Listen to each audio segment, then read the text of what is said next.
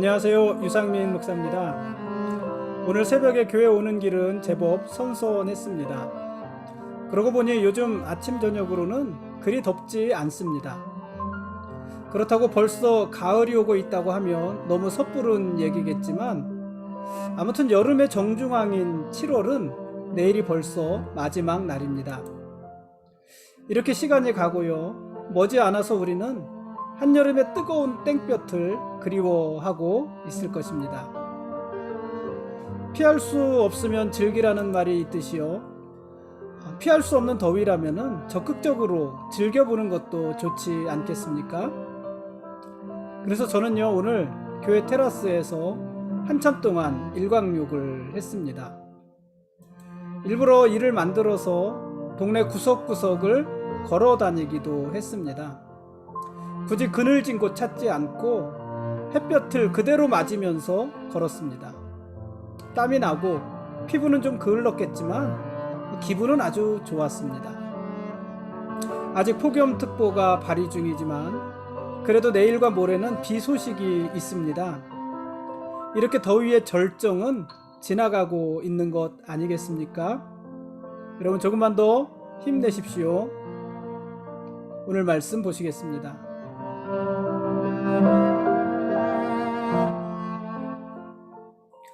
오늘 읽을 말씀은 예레미야서 29장부터 31장까지 말씀입니다. 예레미야 29장은 예루살렘과 바벨론 간에 오고 간 편지들입니다. 먼저 첫 번째로 1절부터 14절 그리고 21절부터 23절은 예레미야 선지자가 바벨론의 포로로 잡혀간 유다의 백성들에게 보내는 편지입니다. 유다가 망하고 유다의 백성들이 바벨론의 포로로 잡혀간 후에도 이스라엘의 조기 귀환을 말하는 거짓 선지자들이 많이 있었습니다. 그들은 하나님이 보내지 않았어도 하나님의 이름으로 거짓 예언을 남발했습니다. 예레미야 선지자는 바벨론의 포로로 잡혀간 유다 백성들을 향해서 이런 거짓 선지자들에게 미혹되지 말라는 편지를 보내는 것입니다. 예레미야는 유다 백성들에게 예루살렘으로 속히 돌아갈 수 있을 것이라는 기대를 버리고 오히려 바벨론에다 집을 짓고 텃밭을 만들어서 그 열매를 기다려 먹고 아내와 남편을 맞아서 아이를 낳고 그러면서 그곳에서 번성하라 이렇게 말을 합니다. 그리고 자기들을 잡아간 바벨론 성읍을 위해서 기도하고 그 성읍의 안정, 성읍의 평화를 위해서 기도하고 그것을 여호와께 기도로 부탁하라 이렇게도 말을 합니다. 원수의 나라라고 저주하지 말고 앞으로 이스라엘이 살게 될 그 땅을 위해서 기도하라 이렇게 이야기를 합니다. 두 번째는요 24절부터 28절까지인데 바벨론에 있는 스마야가 예루살렘에 있는 스바냐에게 보낸 편지입니다. 어쩌면 예레미야 선지자의 편지를 보고 거기에 대한 반응으로 보낸 편지인지도 모르겠습니다. 이 스마야는 거짓 선지자고요. 바벨론에 있는 거짓 선지자고요. 스바냐는 예루살렘에 있는 제사장입니다. 이 거짓 선지자인 스마야는 제사장인 스바냐에게 편지를 보내서 예레미야가 오히려 거짓 선지자니까 예루살렘에 있는 예레미야를 체포하고 그에게 쇠고랑을 채우라 이렇게 편지를 보냅니다. 스바냐는 스마야의 편지를 예레미야 선지자에게 보여주었습니다. 세 번째 31절과 32절은요. 예레미야가 바벨론의 포로들에게 보내는 또 다른 편지입니다. 그러니까 지금 편지가 서로 왔다 갔다 하는 것이에요. 스마야가 스바냐에게 보낸 편지를 본 예레미야는 바벨론 포로들에게 편지를 써서 스마야에 대한 하나님의 말씀을 전합니다. 거짓 선지자 스마야에 대한 하나님의 말씀, 그 말씀을 편지로 전합니다. 하나님께서는 스마야를 선지자로 보낸 적이 없으십니다. 그럼에도 불구하고 스마야가 하나님의 이름으로 거짓 예언을 하였으니 하나님은 스마야를 벌 주실 것입니다. 어떤 벌입니까? 이후에 스마야의 자손 중에 살아남는 사람은 한 사람도 없을 것이고, 스마야 본인도 하나님께서 이스라엘 백성에게 행하시는 복된 일들을 보지 못하게 될 것입니다. 이것이 그에게 내리는 벌이었습니다. 여러분, 이스라엘을 향한 하나님의 생각은 재앙이 아니라 평안이었어요. 그렇죠? 하나님은요, 이스라엘을 반드시 예루살렘으로 다시 돌아오게 하실 것입니다.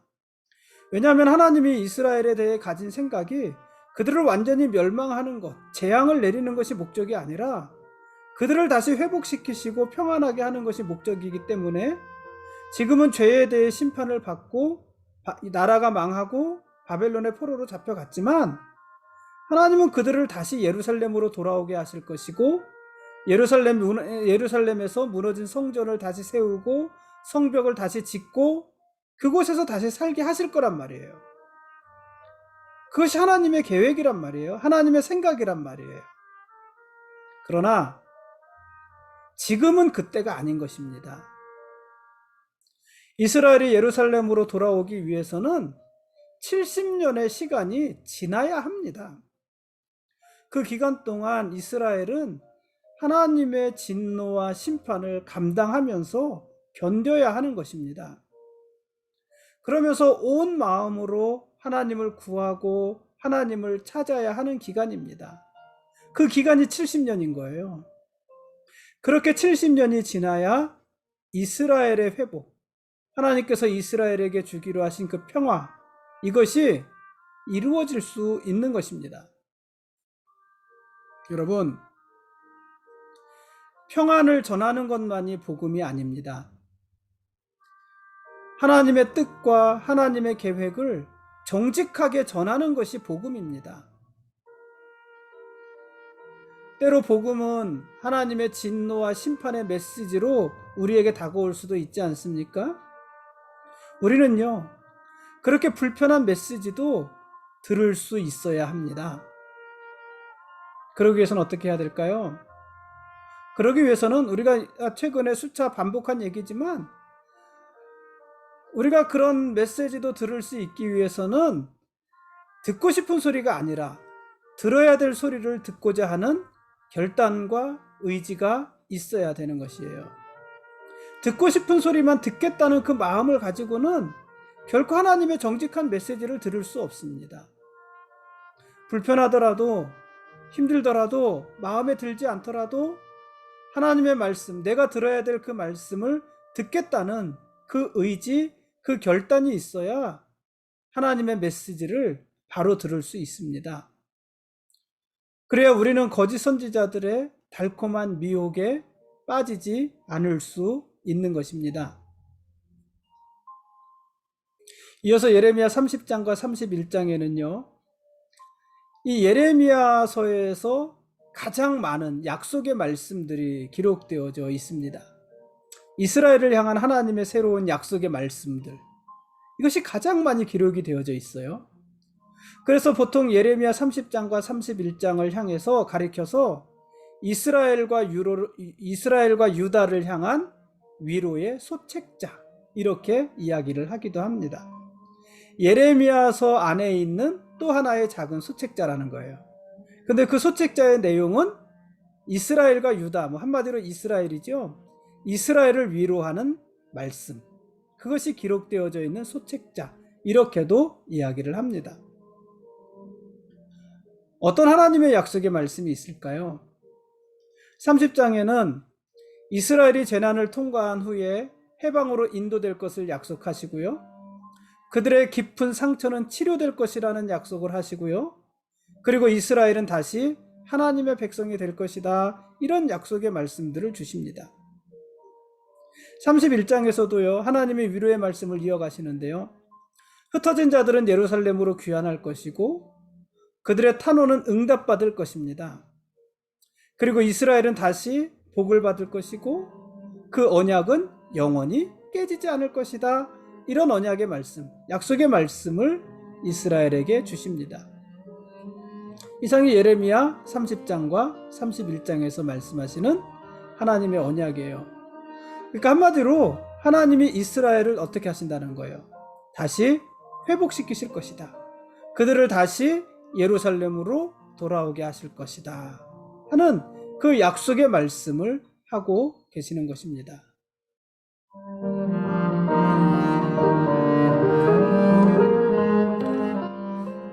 지금까지 예레미야 29장부터 31장까지 말씀에 대한 길라잡이였습니다.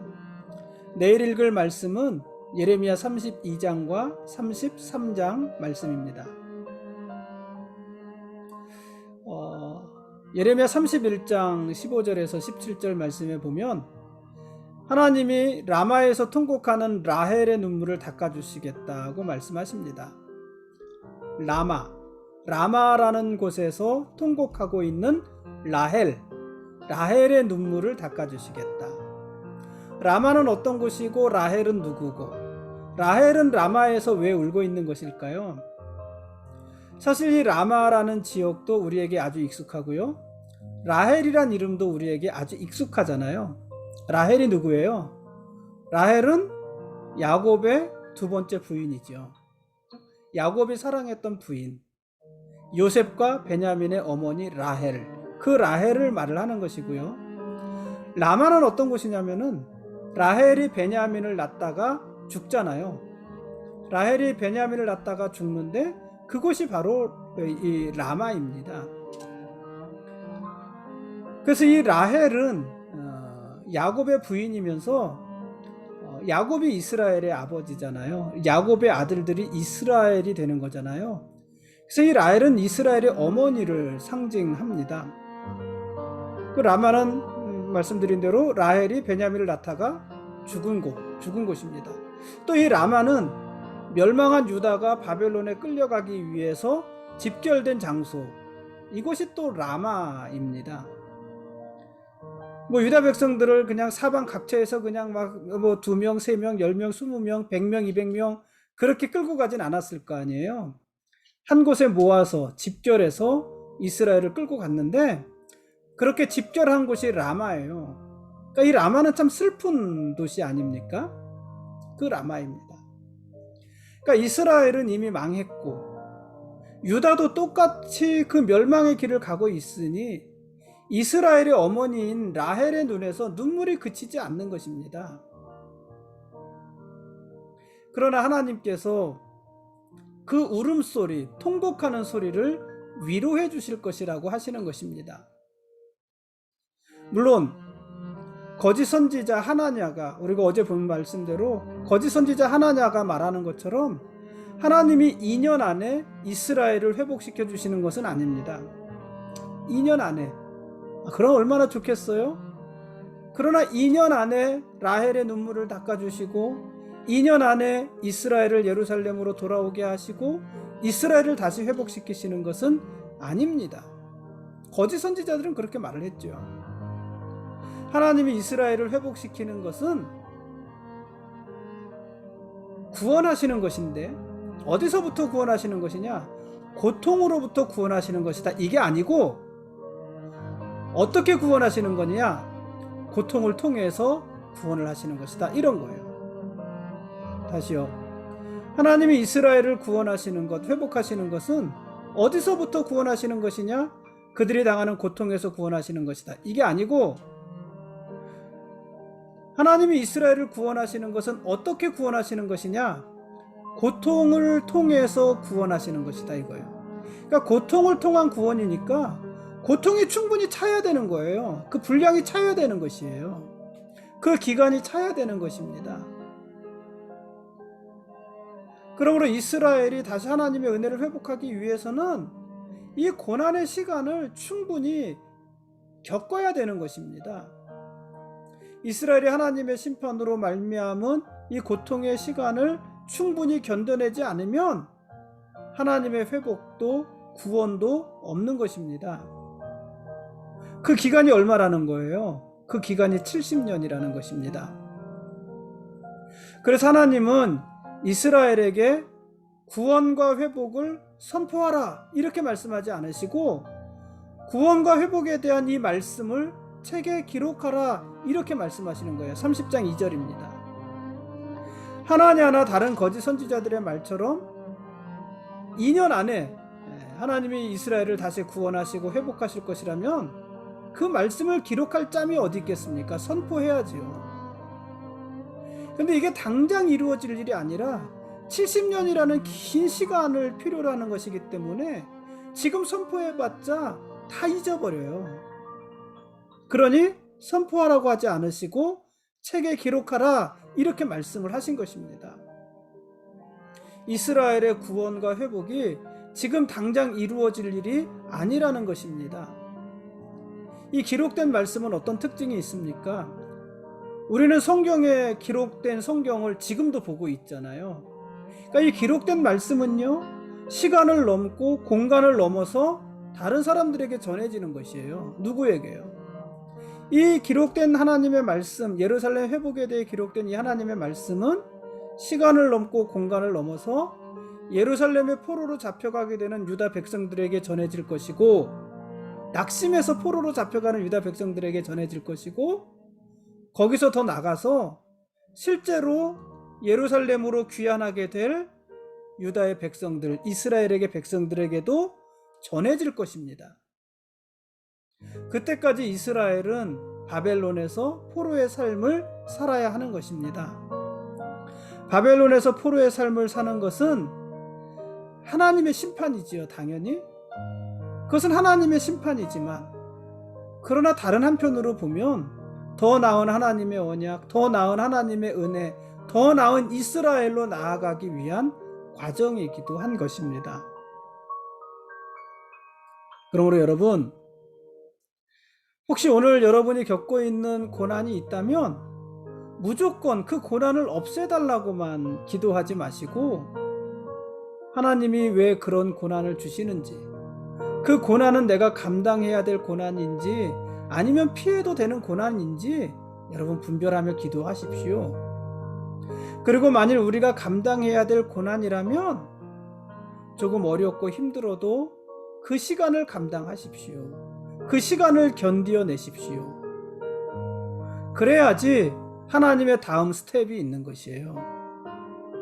하나님의 다음 스텝, 하나님의 다음 어떤 그 걸음, 다음 행하실 일, 이런 것들이 있는 거예요.